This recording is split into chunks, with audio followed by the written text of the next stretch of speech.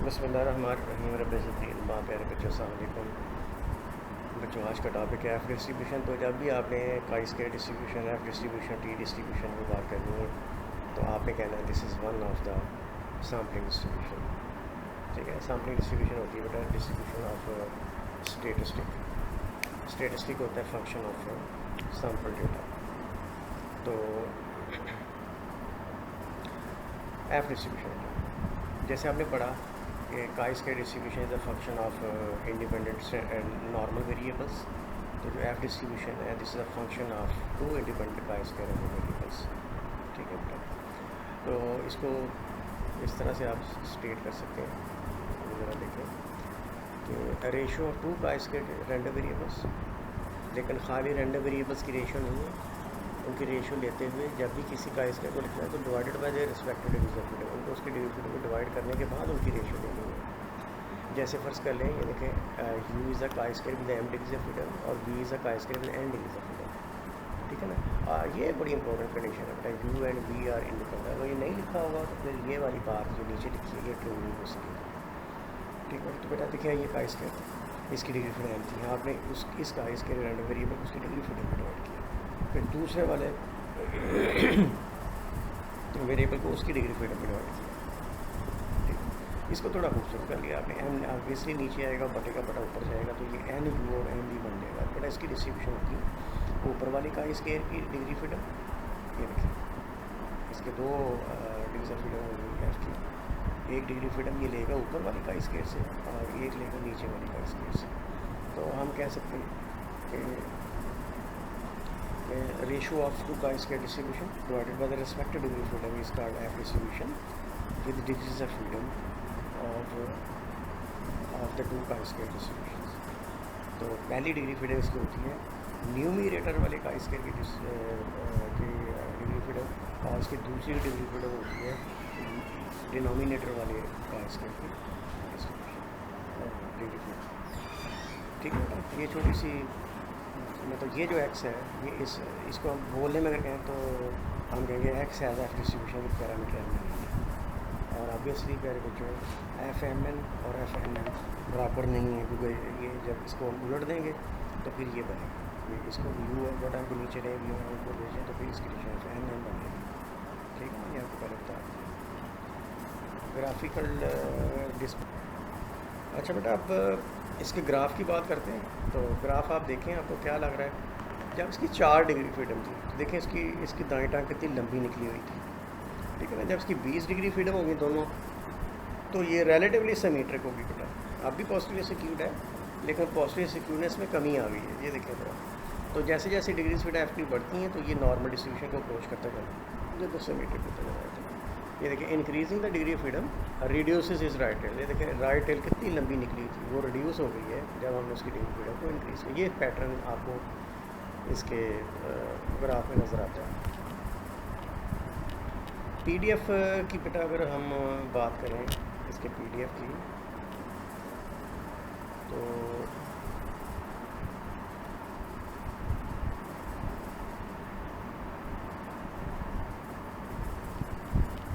ये बेटा इसका पीडीएफ। तो हमने इसकी डेरिवेशन बेटा नहीं करनी है, सिर्फ आपने इसको ज़हन में रखना है कि इसका गैमा फंक्शन इसके पीडीएफ में यूज़ होता है। देखो नीचे गैमा फंक्शन m/2 है, पहली डिग्री फ्रीडम का आधा, ये दूसरी डिग्री फ्रीडम का आधा। m/2 को जमा कर दो m+n/2 बन जाता है। ठीक है, अच्छा जी। अब इनमें से ये जो पहली डिग्री फ्रीडम का आधा था ये पावर बन जाएगी ratio of the 2 degree freedom की। ठीक है ना, और यही फिर जो है ना एक्स की पावर में से पावर में शो होगी और इसमें से 1 माइनस होता हुआ नजर आइए। आपने बेटा इसका पैटर्न थोड़ा सा अपने ज़हन में रख लेना। ठीक है, और हमेशा की तरह बेटा इसके आपको बात करनी पड़ेगी इसकी प्रॉपर्टीज़ के ऊपर भी। तो प्रॉपर्टीज़ इसकी क्या है, तो ये भी बेटा पॉजिटिवली सिक्यूर्ड है, देखिए लिखा हुआ है पॉजिटिवली सिक्यूर्ड। मीन इसका बेटा इतना है और वेरिएंस इसका इसमें ये एक इसमें मिसिंग है, इसको आप छोड़ रहे हैं, ये नॉट डू इट। तो बेटा 3 ही सिर्फ प्रॉपर्टीज़ मैंने इसको बताई है। मीन इसका है n/n-1। देखिए इसमें आप मुझे ये बताएं इसके मीन में न्यूमरेटर वाली डिग्री फ्रीडम यूज़ हुई है या डिनोमिनेटर वाली डिग्री फ्रीडम यूज़ हुई है। तो मेरे ख्याल में डिनोमिनेटर वाली डिग्री फ्रीडम यूज़ हुई है, ठीक है ना। लेकिन वेरिएंस के अंदर दोनों डिग्री फ्रीडम का मिक्स यूज़ हुआ है, ठीक है बेटा। तो ये इसका मीन है, ये वेरिएंस है, ये आपको ज़ुबानी याद रख लेना चाहिए, ऑब्जेक्टिव टाइम में आपसे पूछा जा सकता है। तो एप्लीकेशंस बेटा इसकी, ये आप जितनी भी एप्लीकेशन लिखी हुई है ये आपने डिफरेंट कोर्सेज के अंदर बेटा इंशाल्लाह पढ़ लेंगे। अगर नहीं पढ़ी तो सेमेस्टर्स में पढ़ लेंगे। और एफ डिस्ट्रीब्यूशन का इन्फ्लुएंशियल स्टेटस के अंदर यानी हाइपोथेसिस टेस्टिंग के अंदर अहम रोल है। तो पहली प्रॉपर्टी बेटा इसका ये है कि इसका एनालिसिस ऑफ वेरिएंस और कोवेरिएंस में इसका आपका कोर्स आगे आ रहा है, एनालिसिस ऑफ कोवेरिएंस। उसमें आप देख लेंगे कि आप डिस्ट्रीब्यूशन यूज़ होती है। और सेवरल इंडिपेंडेंट मीन्स की इक्वालिटी को चेक करने के लिए बेटा ये यूज़ होती है। और equality of two variances, single variance का स्पेक्ट यूज़ करना ना कि वेरिएंस दिस मच है या नहीं है, तो आप का स्केल यूज़ करते हैं। और अगर आपने देखा तो दो वेरिएंसेस इक्वल हैं या नहीं है, पहला वेरिएंस पहली पॉपुलेशन का वेरिएंस दूसरी पॉपुलेशन के वेरिएंस से छोटा है या बड़ा है या बराबर है, तो इस तरह के हाइपोथेसिस आपने टेस्ट करने हैं तो वो आपके एफ डिस्ट्रीब्यूशन में होते हैं। और कोरिलेशन कोएफिशिएंट की सिग्निफिकेंस चेक करने के लिए आमतौर पर टी डिस्ट्रीब्यूशन यूज़ होती है, लेकिन एफ भी यूज़ हो जाती है, ठीक है। और दूसरा बेटा मल्टीपल कोरिलेशन कोएफिशिएंट के बारे में हाइपोथेसिस टेस्ट करना। पता नहीं अभी तक आपने मल्टीपल कोरिलेशन कोएफिशिएंट पढ़ा भी है या नहीं पढ़ा, तो नो हार्म बेटा, लेकिन ये एक इन्फॉर्मेशन है आपके लिए कि मल्टीपल कोरिलेशन कोएफिशिएंट के बारे में हाइपोथेसिस टेस्टिंग के लिए भी एफ डिस्ट्रीब्यूशन इस्तेमाल होती है, ठीक है बेटा। Thank you. अगली एग्जाम्पल डिस्ट्रीब्यूशन बेटा जो आपके सिलेबस में है दैट इज़ टी डिस्ट्रीब्यूशन। और टी डिस्ट्रीब्यूशन जैसे आपने काइस्कर को पढ़ा कि रेशो ऑफ वो फंक्शन होती है, वो इंडिपेंडेंट नॉर्म वेरिएबल से बनती है। और जो एफ़ है वो दो काइस्केर से मिलकर बनती है।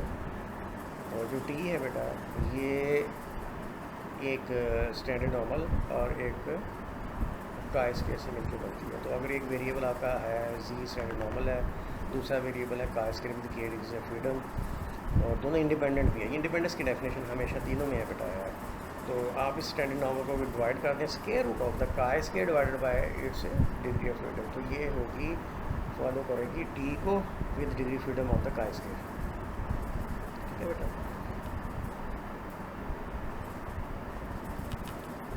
आगे चलते हैं, ग्राफ इसका आप देख लें। टी डिस्ट्रीब्यूशन जो है ये इसने शो की हुई है स्टैंडर्ड नॉर्मल किससे शो की है, ये देखें ब्लैक से शो की है, ब्लू से शो की है स्टैंडर्ड नॉर्मल। तो देखो स्टैंडर्ड नॉर्मल जो है ना बेटा ये ब्लू है और इसकी टांगें, इसके जो टेल्स हैं बिल्कुल सबसे नीचे हैं, ठीक है ना। ये इतनी मोटी है, मतलब थिन है। ये देखो रेड हरी इससे ऊपर है, लाल इससे ऊपर है, काली इससे ऊपर है, ठीक है। तो लेकिन सबसे नीचे कौन सी है?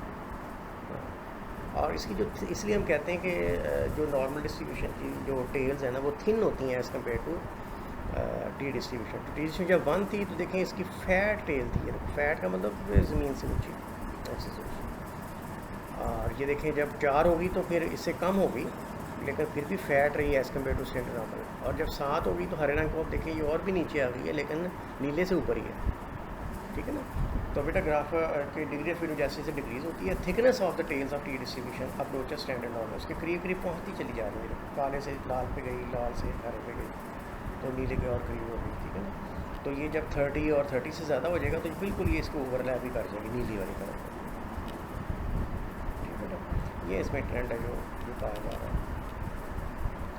आगे बेटा ये इसका PDF है, ये आप देख लें थोड़ा, इसका जो भी शेप बनती है ये भी gamma gamma plus of gamma और ये इस तरह से करके।